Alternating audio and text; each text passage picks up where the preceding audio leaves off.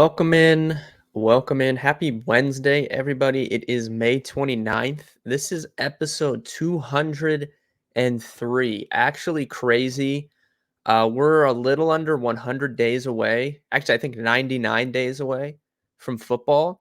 So, well, I think we're 99 days away from NFL. College obviously starts a few weeks before that. So, I don't know. By the time football gets here, we're going to be approaching the 300 level episodes, which is pretty crazy. But hopefully, you guys are having a great Wednesday. Coming off a good day on Tuesday for me. The video went 1-1. The Reds were an absolute stone disaster. Could not even get a hit off of Kyle Gibson, which is insane. Andrew Abbott, he made basically two bad pitches and they left the ballpark for home runs. So, it kind of is what it is. I talked about the exact scenario on yesterday's video that, something's going to give, whether the Cardinals are going to have success against the lefty or he's going to struggle, with some of the right-handed bats that they have. And that's kind of just how it went. I would make that play 100 times out of 100 times, though.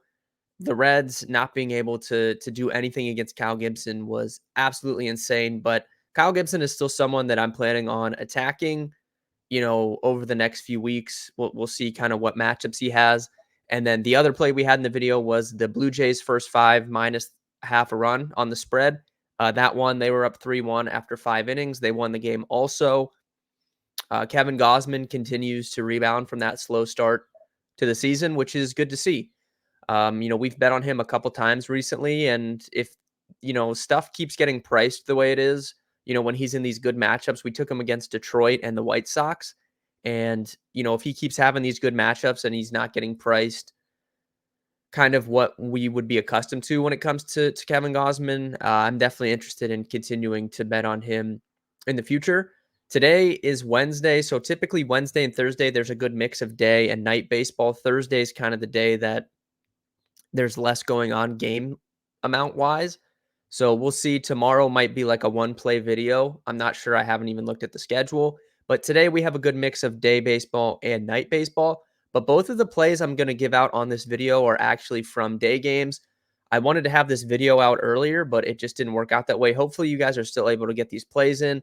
I did post my full betting card in the Discord earlier. I think I had 5 or 6 plays on it for today. Like I said, we profited yesterday again. I've been giving out hit parlays in the Discord, which have been hitting pretty consistently. I also had the over in the Cleveland Colorado game last night, which was pretty free. That game went crazy. So, yeah, hopefully it's a good day for the full card again today. First bet I'm going to talk about, we're going to our old friend, James Paxton.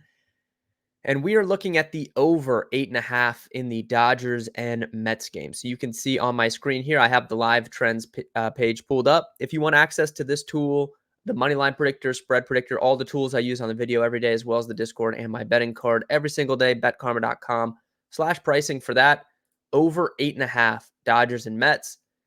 Big gap between the bet percentage and handle percentage on this bet, as you can see here.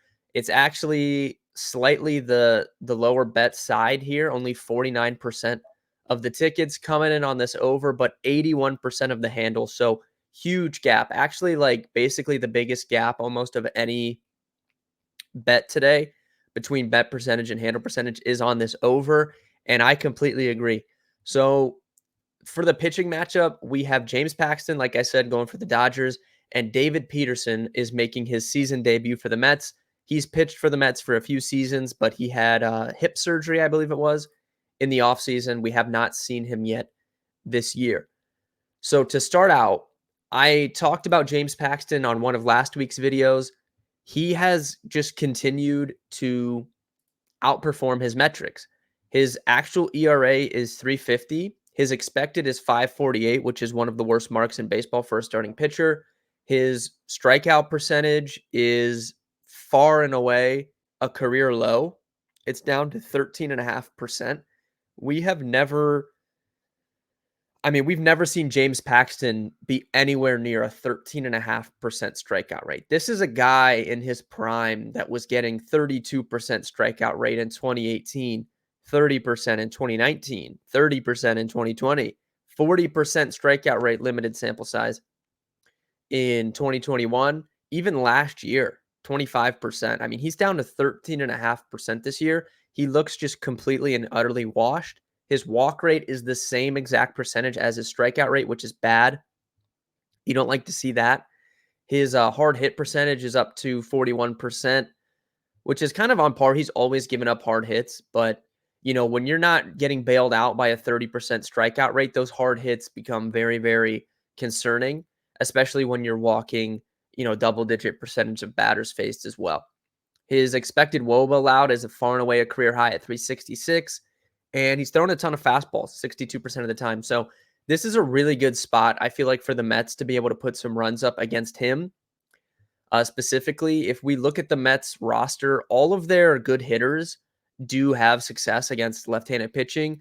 Francisco Lindor, I know he's been terrible this year, but I talked about it a few weeks ago on the video that, the advanced numbers do say he's been better than he actually is, and he hits left-handed pitching pretty well.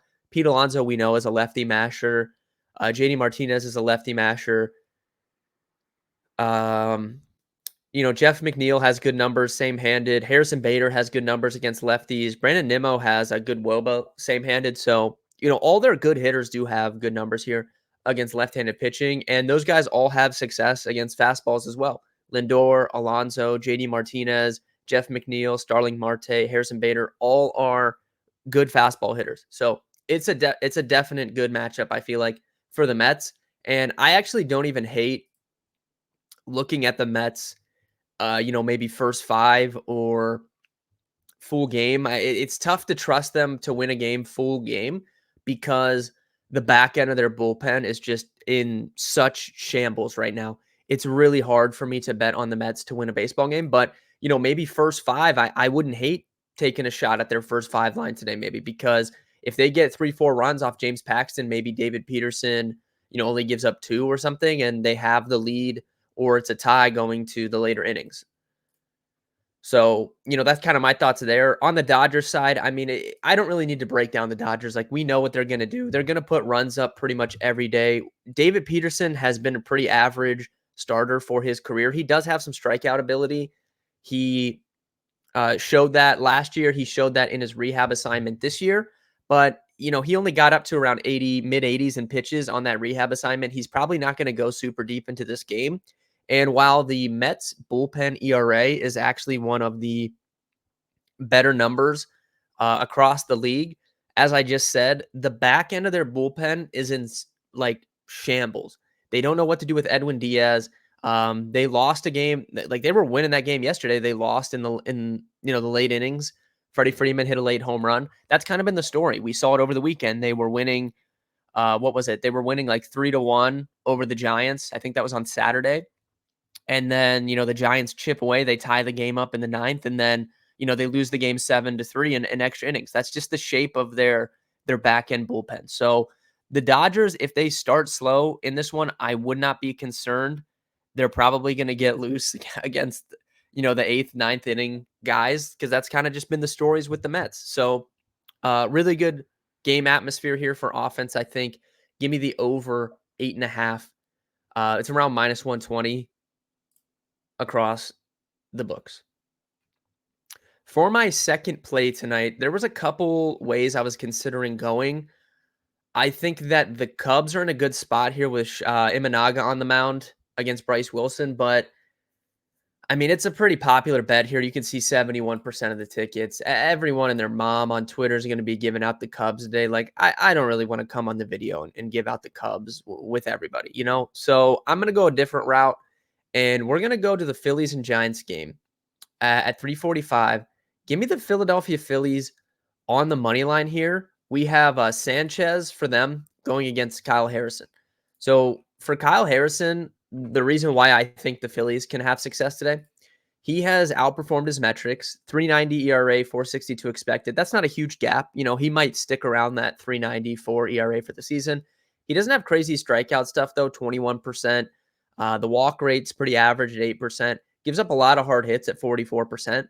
And he throws a lot of fastballs right now, 65% of the time.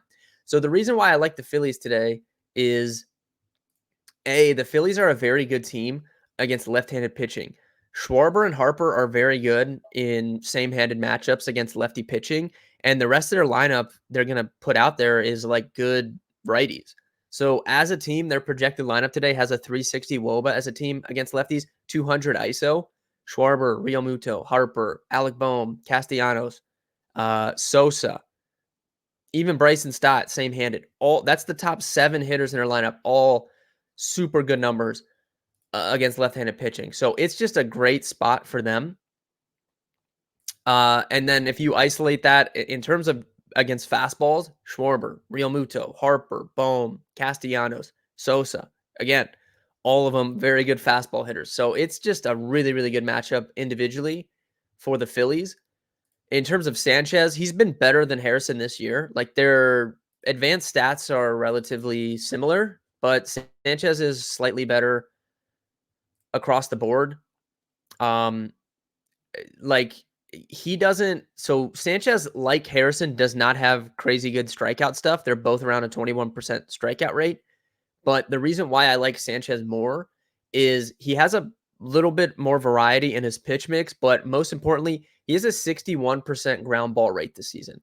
Kyle Harrison does not get strikeouts, but he doesn't have that 61% ground ball rate to rely on. A 61% ground ball rate, that's one of the best numbers in the entire league. So even if guys get on base against Sanchez, he can get those ground ball double plays and he can get out of jams where Harrison really doesn't have that ability to fall back on. So I give Philly the advantage in the starting pitcher matchup, and definitely on the offensive side as well. I would give the Phillies the advantage. And if I look at the money line predictor, well, I mean, the trends kind of support this play as well, but the Phillies are the number 2 graded play in the money line predictor today.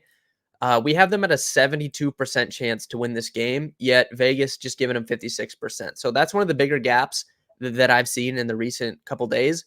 I like the Phillies anyways today, and then when I dug into that and I saw that on the money line predictor, that really sold me. So give me the Philadelphia Phillies on the money line today, as well as that over 8.5 in the Dodgers Mets game. That's my 2 plays for today. If you want access to my full card, my hit parlays, all that stuff, get in the Discord, betkarma.com/pricing.